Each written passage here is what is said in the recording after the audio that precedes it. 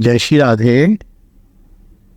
ऐसा इसलिए होता है कि आपकी इष्ट बुद्धि श्री राधा रमन में स्थित हो गई है। आंख बंद करते हैं तो इष्ट का दर्शन होता है। श्री राधा रमन जी आपको अपने गोपाल जी से अधिक प्रिय लगते हैं।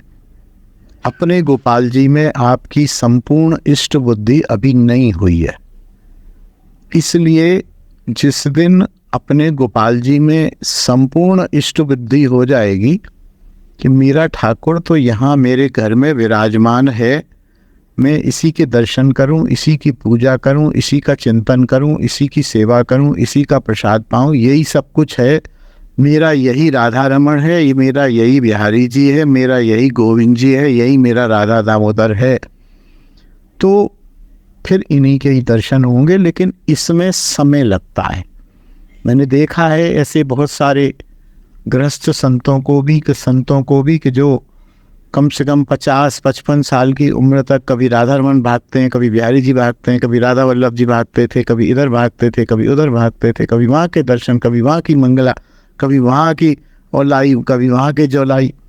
लेकिन एक समय आया जब उनकी अपने घर में विराजे हुए ठाकुर में इष्ट बुद्धि हो गई तो वो 10 साल तक घर से ही नहीं निकले, किसी मंदिर दर्शन करने ही नहीं गए, न जन्माष्टमी पे गए, न राधाष्टमी पे गए, न अक्षय तीज पे गए, न कहीं गए। उन्होंने अपने ठाकुर की सेवा की। अब अक्षय तीज में अपने ठाकुर को चंदन चढ़ाया, अपने ठाकुर की सेवा पूजा करके वो संतुष्ट हो गए। तो यह मैच्योरिटी आते आते समय लगता है। 2, 4, 5, 10 साल में आप में भी शायद आ जाए। और इसके लिए आप चेष्टा करें, आप थॉट प्रोसेस से गुजरे कि जो मेरे ठाकुर कहते हैं यही सर्वस्व हैं, यही कृष्ण हैं, यही मेरे इष्ट हैं। ये आप जब अपने दिमाग में धीरे धीरे बैठाते जाएंगे तो भाग दौड़ बंद हो जाएगी। हालांकि इस बात को भी ध्यान रखिए कि राधा रमन जी यदि दिखाई देते हैं तो ये कोई बुरी बात नहीं है।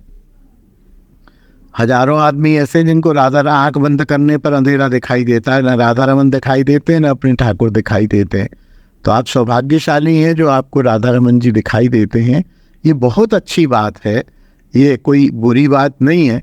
लेकिन ठीक है, फिर भी आप चेष्टा करें तो आपको अपने गोपाल जी भी दिखाई देने लगेंगे।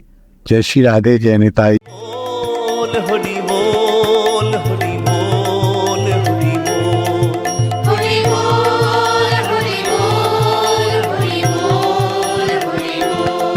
हरि बोल।